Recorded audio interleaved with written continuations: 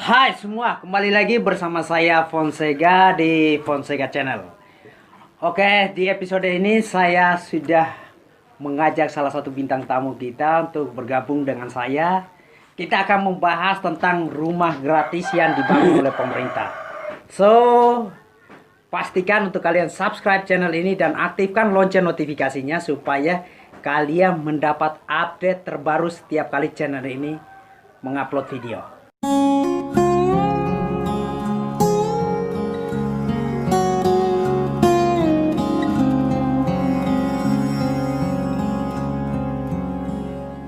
Namanya siapa, bro? Freddy. Freddy, ya, oke. Freddy tinggalnya di mana? Di sini juga. Di sini, di Ya. Dusun Notvo. Di sini tuh. Jadi, bro, kegiatan sehari-harinya apa? Ya, di sini kalau ada proyek ya kita proyek, kalau tidak ada ya kita di rumah Kerja saja. artinya kayak ada proyek, berarti Ya, ikut kerja proyek. Kalau tidak ada, biasanya kita bikin ya di rumah bantu-bantu orang bantu-bantu. tua ya. Ya, Mayoritas masyarakat di sini tuh kayak gimana kehidupan mereka? mayoritas di sini petani ya. Petani. Dan Terus kayak mereka punya tempat tinggal itu kayak bagaimana tuh? Kalau kamu kan pasti setiap hari berkeliling di kampung sini, terus lihat-lihatlah keadaan di sini. Rumah mereka itu kayak gimana? kalau soal rumah di sini sebenarnya sudah tidak layak dihuni ya. Sudah tidak layak sekali untuk Ya, untuk dihuni. di Ditempati. ya. Ada tidak sih keinginan masyarakat untuk kayak pengen punya rumah yang lebih bagus? Nah, kalau untuk rumah pasti semuanya pingin. Semuanya. Ya, Tapi ya kembali pada itu ya, apa Kemampuan kemampuan masing-masing, iya. Kayak ya saya pernah juga ke beberapa tempat yang memang mereka punya keadaan rumah itu memang sangat memprihatinkan. Bahkan ada rumah yang kayak sudah bolong-bolong. Ya. Mereka harus tempel sana tempel sini agar mereka bisa tetap bertahan hidup. Ini kan saya dengar ada kayak bantuan gratis dari pemerintah berupa rumah gratis rumah yang gratis. diberikan khusus untuk masyarakat ekstrim. Di kampung ini sendiri sudah berapa warga atau berapa keluarga yang dapat rumah? Di sini sudah 4 ya. 4 rumah. 4 rumah, artinya untuk sementara. 4 keluarga ya? Ya, 4 keluarga 4 sementara. keluarga. Nah, bantuan yang dikasih ini dalam bentuk apa? Uang atau berupa bahan-bahan yang Dalam bentuk bahan-bahan. bangun itu, apakah ada tukang yang disediakan oleh pemerintah atau memang kita sendiri yang harus membangunnya? Kita sendiri harus mencari tukang sendiri. Bantuan yang dikasih itu kira-kira kalau dikalkulasikan itu kira-kira berapa? 15 juta ya. 15 juta. 15 juta. Oke. Paham sekarang deh. Berarti ada sumbangsi juga dari masyarakat. Kenapa sih pemerintah tidak kasih uang saja? Kenapa harus bahan? Apakah ada masalah di lapangan jadi pemerintah lebih yakin memberi bahan daripada uang?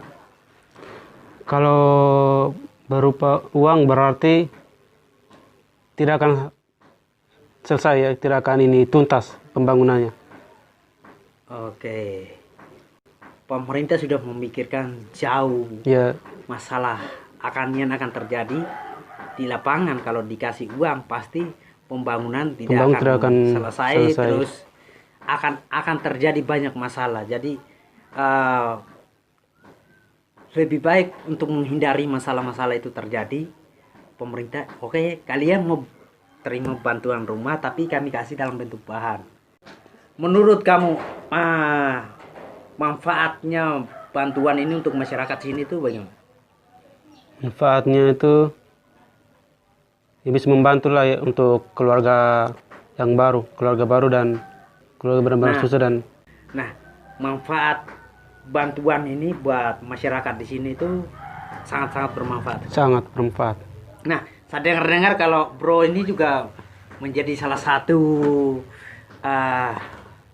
keluarga yang mendapatkan bantuan rumah gratis itu. Ya, Bagaimana perasaannya pada saat dengar ya kamu mendapatkan rumah bantuan?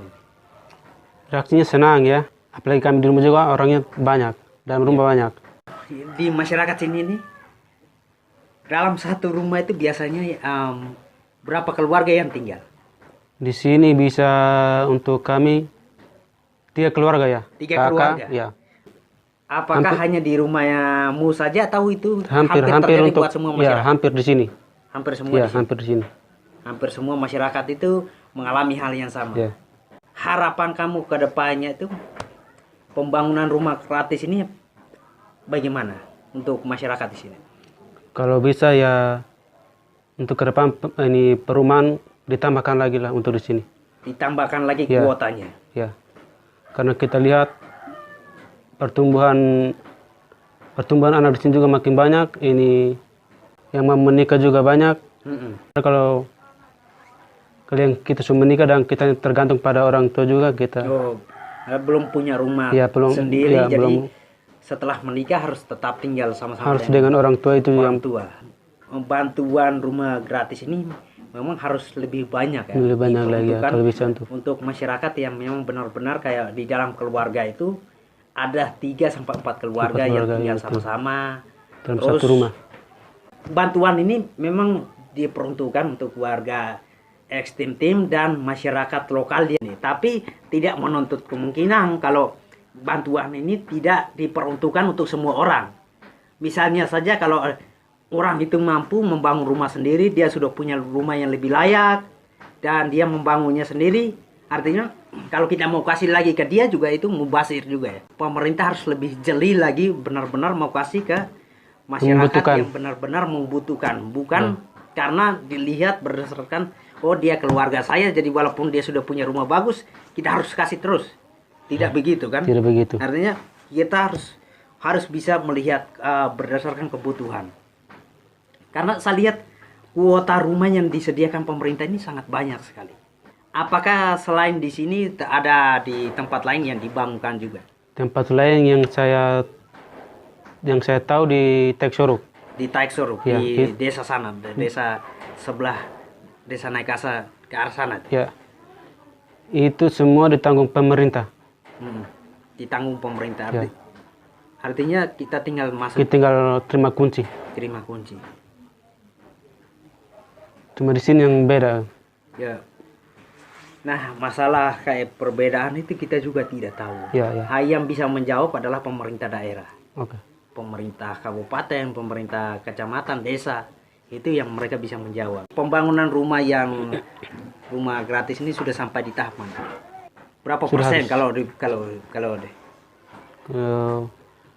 70 Dari- kah, 80 kah? Kalau dari 80 lah. Kan dari 80%. sisinya kita tanggung sendiri dari. Bro dapat bantuan rumah ini dari kapan? Dari bulan 9. Bulan 9 tahun lalu. Ya, Bulan September. bulan September. Berarti pembangunan makan hampir 4 bulan. 4 bulan ya. 4 bulan 5 bulan lah, mau masuk 5 bulan. Berarti sudah tahap masuk 80%. 80%. Artinya sedikit lagi sudah mau selesai. Ya. Tinggal plester. Di sini ini apa yang paling sering menjadi kendala utama? Menjadi kendala utama itu air. Air. Air masih susah sampai sekarang. Air masih belum bisa menjangkau buat semua Belum. masyarakat. Mulai dari pertama datang ke sini sampai sekarang. Tahun lalu itu saya pernah kayak membuat campaign untuk menolong masyarakat di sini juga. Tapi memang menyadari kalau kebutuhan air di sini sangat besar sekali. Sangat Jadi besar. sumur yang kita bangun itu tidak bisa menyuplai untuk satu dusun ini. Apalagi masyarakat dari dusun lain juga datang mengambil air di sini. Artinya suplai air untuk masyarakat di sini ini masih sangat-sangat dibutuhkan. Terus kayak pendidikan juga yang seperti sempat kamu singgung bahwa pendidikan di sini juga harus membutuhkan perhatian pemerintah. Memang kayak saya lihat di rata-rata di wilayah Indonesia Timur khususnya di NTT harus membutuhkan banyak perhatian serius dari pemerintah dan masyarakat setempat untuk membenahi sistem pendidikan di NTT sini. Ya. Terutama memang di daerah-daerah Terpencil. pelosok yang belum bisa dijangkau pendidikannya secara merata. Karena saya jujur saya berkunjung ke beberapa kabupaten di NTT ini, dan saya melihat masalah yang sama. Air bersih, pendidikan, kesehatan, itu yang menjadi masalah utama. Terus tempat tinggal yang tidak layak. Memang butuh proses panjang sih untuk mewujudkan itu semua. Tapi kita sebagai masyarakat juga harus bisa berjuang.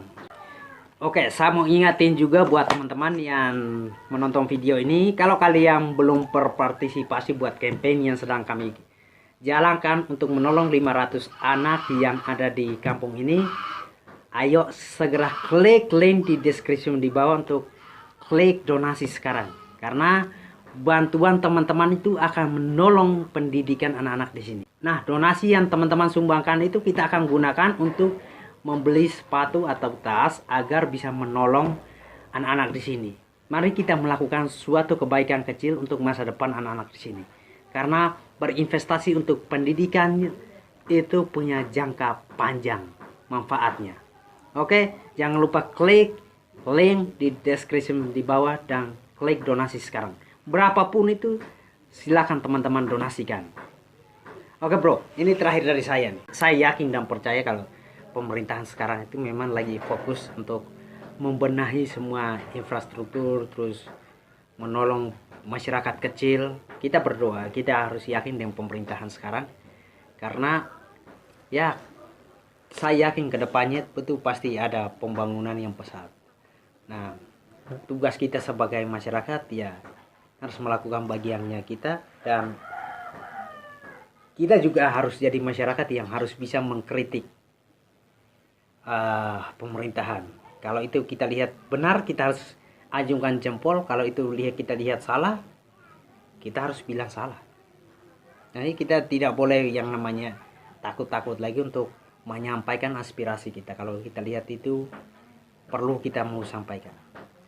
Oke teman-teman, itu saja dari pembahasan kami ini. Tulis komentar teman-teman di bawah. Bagaimana? Apakah teman-teman menginginkan ngobrol seperti ini? Ini adalah perdana kami lakukan, dan saya mau mengucapkan terima kasih buat Bro Freddy yang sudah bergabung di channel ini. Sama-sama. Nah, kalau kalian mau berteman dengan Bro Freddy, bisa ikuti sosial medianya dia. Linknya di deskripsi di bawah. Dan pastikan kalian say hi buat dia. Dan oke, itu saja dari saya di episode kali ini.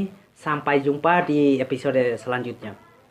Tetap jaga kesehatan kalian, karena kita sedang menghadapi masalah yang sangat serius di negeri ini. Tapi berdoa saja supaya kita bisa melewati itu semua. God bless.